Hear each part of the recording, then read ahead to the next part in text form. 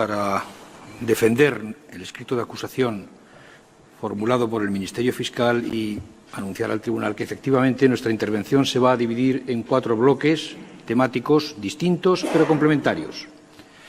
Y comenzaré el informe del Ministerio Público retomando las últimas palabras o una de las últimas ideas que expuse el 13 de febrero al comienzo de este juicio al responder a las defensas en la vista preliminar que establece el artículo 786 de la Ley de Enjuiciamiento Criminal. El objeto de este juicio, la razón por la que están siendo juzgados los acusados, nada tiene que ver con la criminalización de la disidencia política.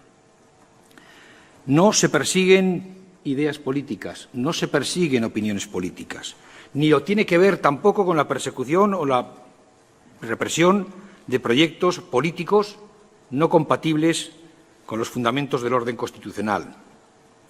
Los acusados y todas sus terminales políticas y mediáticas son perfectamente conscientes de esto.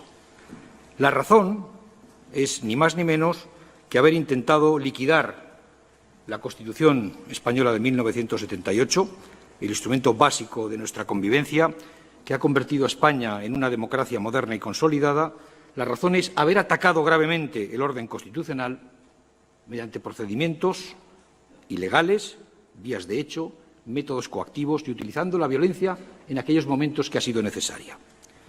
Todo ello al amparo de un supuesto derecho de autodeterminación que carece de normativa, de apoyo normativo nacional e internacional. La declaración de independencia fue simbólica, dicen ellos, no tuvo ningún efecto jurídico porque nunca fue publicada. En fin, como si a lo largo de la historia la eficacia de una declaración de independencia se hubiera hecho depender de la publicación en un boletín oficial.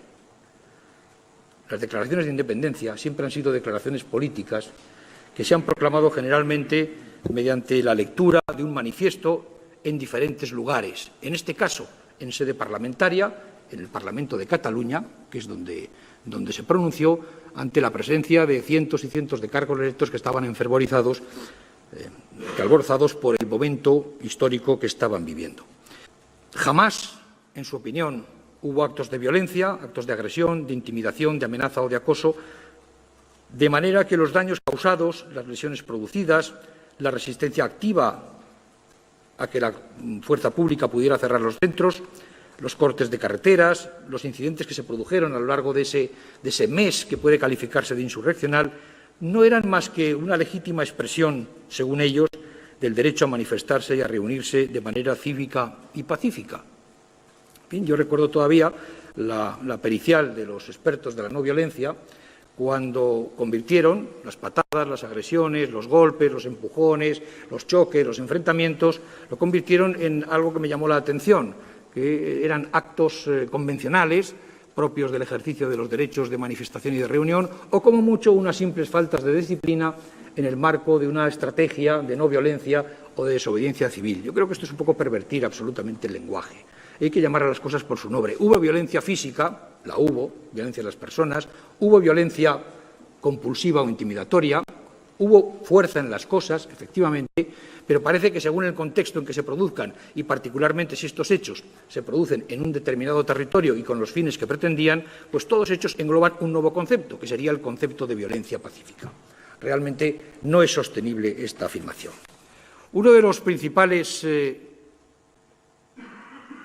axiomas del independentismo es el que identifica el principio democrático con la idea de que la soberanía popular está por encima de la ley.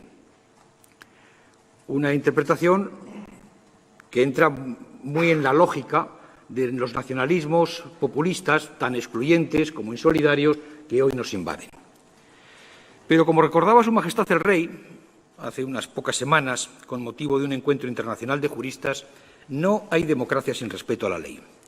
La esencia de la democracia radica en la sujeción de todos, ciudadanos, pero muy singularmente los poderes públicos, a las leyes democráticamente aprobadas. Ese es el auténtico, ese es el verdadero principio democrático. Un principio que se sustenta en la idea de que en el Estado de Derecho la ley es la expresión democrática de la voluntad popular y que se concreta en la primacía incondicional de la Constitución, como reconocen numerosas sentencias del Tribunal Constitucional, 204 del 2011, 42 del 2014 o ya la mencionada también 259 del 2015.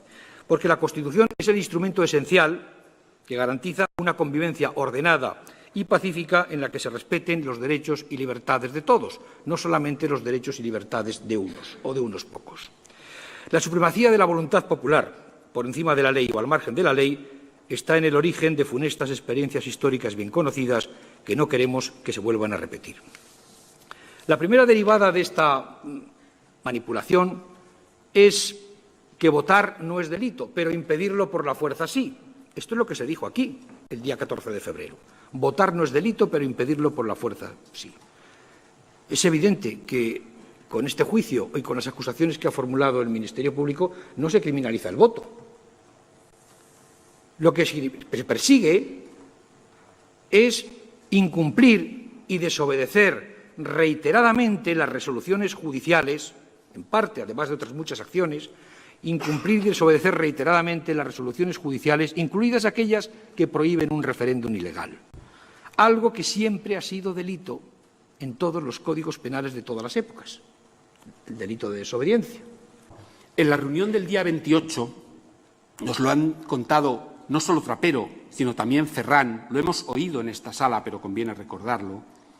Trapero, en una frase lapidaria, quizá en un intento final por terminar esa reunión, dijo: espero que el domingo no haya una desgracia que tengamos que lamentar. Una desgracia que no era el enfrentamiento, porque el enfrentamiento estaba por descontado. Se sabía que iba a haber enfrentamiento, se aseguraba que iba a haber enfrentamiento. La desgracia se refería a algo más. Se refería, como la sala sabe, a que de ese enfrentamiento se derivaba un resultado fatal, que afortunadamente no se derivó, pero enfrentamiento hubo. Ante lo que Puigdemont señaló: si hay violencia, declararé la independencia. El juicio de inferencia está servido. Pero un elemento añadido para Oriol Junqueras, porque fue absolutamente significativo el día 20 de septiembre, cuando Norberto, el teniente que estaba al cargo de la responsabilidad de seguridad, le expresa, y así nos lo señaló a preguntas de esta parte, que la situación que se vivía era una situación violenta, y se lo expresa ¿a quién? Pues al vicepresidente del Gobierno, en una espera de que pueda, ante lo que le responde: es la voluntad del pueblo. Una vez más, la voluntad del pueblo por encima de la ley. La voluntad erigida como mandato legal, fuera absolutamente del mandato constitucional y legal.